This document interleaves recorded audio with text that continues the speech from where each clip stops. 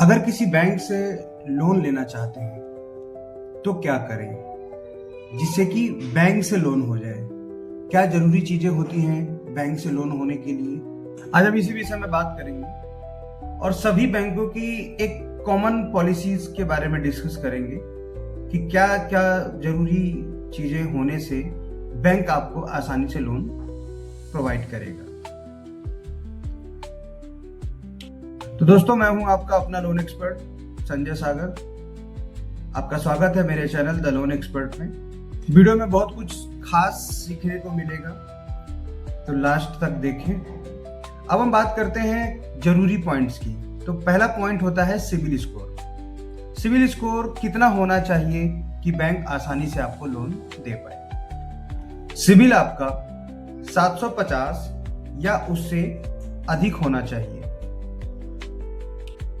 CIBIL अगर आपका 750 से अधिक है तो आपके लोन के चांसेस बिल्कुल होते हैं और ज़्यादा चांसेस होते हैं, क्योंकि आपने अपनी प्रोफाइल को इस ढंग से मेंटेन किया है कि आपका सिबिल स्कोर 750 है या उससे अधिक है। बट इसमें अगर आपके सिबिल में पोटेंशियल है तो ये बहुत ज़्यादा आपके लिए अच्छा होगा। दूसरा पॉइंट है सैलरी। सैलरी कितनी होनी चाहिए। सैलरी आपकी 35,000 या उससे अधिक होनी चाहिए। 35,000 नेट सैलरी की बात हो रही है। ग्रॉस और नेट में जो डिफरेंस होता है वो मैं आपको बता देता हूं कि लेट सपोज अगर किसी की सैलरी 40,000 है, उसमें से 1,800 रुपया पीएफ कट गया, 200 रुपया ESIC कट गया, नेट जो अकाउंट में ट्रांसफर हुई वो 38,000 38,000 रुपया अगर होती है तो आपकी जो नेट सैलरी होगी वो 38,000 होगी और जो ग्रॉस सैलरी होगी वो 40,000 होगी। ठीक है। और बैंक हमेशा आपके नेट सैलरी के बिहाफ पे आपकी लोन एलिजिबिलिटी बनाती है। अब तीसरा पॉइंट है कंपनी कैटेगरी लिस्ट। क्या होती है ये कंपनी कैटेगरी लिस्ट? सभी बैंक्स का अपना एक लिस्टिंग होता है।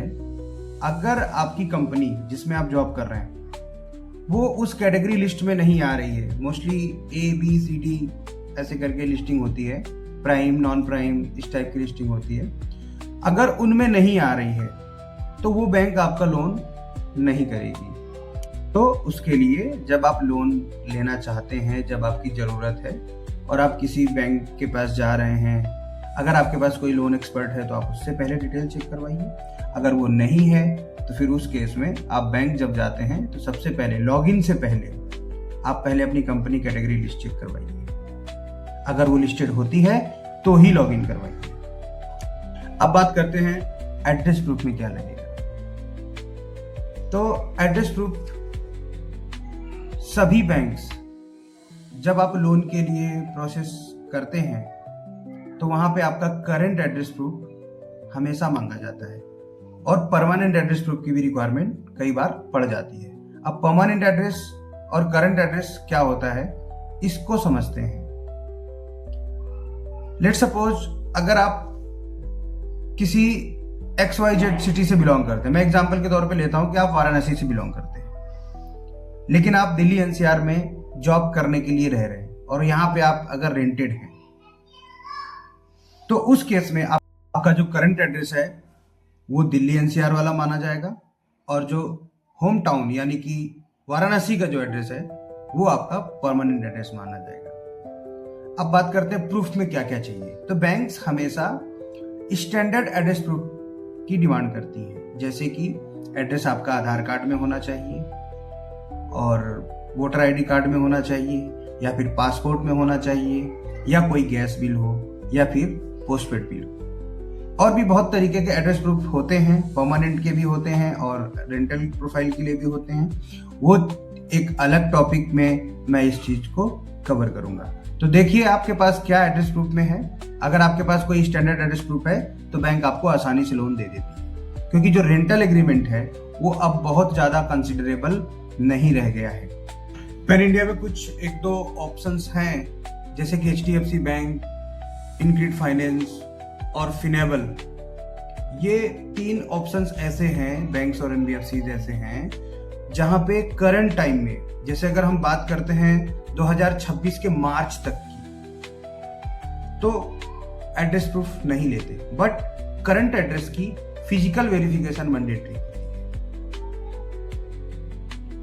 तो लोन अप्लाई करने से पहले ये चेक करें कि आपके पास एड्रेस प्रूफ में क्या डॉक्यूमेंट है, और जो डॉक्यूमेंट आपके पास है क्या वो डॉक्यूमेंट बैंक में कंसीडर हो सकता है या नहीं हो सकता है। क्योंकि बहुत बार क्या होता है कि कस्टमर के पास सपोज करो कंपनी प्रोवाइडेड एड्रेस पे रह रहा है, कंपनी रिकमेंडेशन में है, उस केस में कस्टमर के पास कंपनी का लेटर हेड होता है जिसमें वो एक लिख के दे देते हैं कि हाँ ये पर्टिकुलर पर्सन है जो हमारे यहाँ पे वर्किंग है और हमने इसको ये घर अलॉट कर रखा है। तो उस टाइप का जो लेटर होता है वो कंसिडर नहीं होता है। ठीक है, अब बात करते हैं उन जरूरी डॉक्यूमेंट्स की जिनके बिहाफ पे बैंक आपको आसानी से लोन दे देगी। तो आपके पास आधार कार्ड होना चाहिए, पैन कार्ड होना चाहिए, लास्ट 3 to 6 मंथ की बैंक स्टेटमेंट चाहिए होती है, लास्ट 3 to 6 मंथ की सैलरी स्लिप चाहिए होती है, आपका करंट एड्रेस प्रूफ होना चाहिए और फोटो होनी चाहिए। ये सारे डॉक्यूमेंट लेकर के आप बैंक जाइए। जो जो पॉइंट्स मैंने वीडियो में बताए हैं उन पे ध्यान रख के अपनी कंपनी कैटेगरी लिस्ट चेक कराइए, आप अपना सिबिल में एक्श्योर करिए, उसके बाद फाइल को आप बैंक में सबमिट कर दीजिए। जल्द ही आपका लोन अप्रूव हो जाएगा। दोस्तों, अगर आपको ये वीडियो इन्फॉर्मेटिव लगी हो तो चैनल को सब्सक्राइब करिए, वीडियो को लाइक करिए, और अगर कोई क्वेरी है तो आप कमेंट में अपनी क्वेरी लिखिए, जल्द से जल्द आपको उसका जवाब दिया जाएगा। धन्यवाद।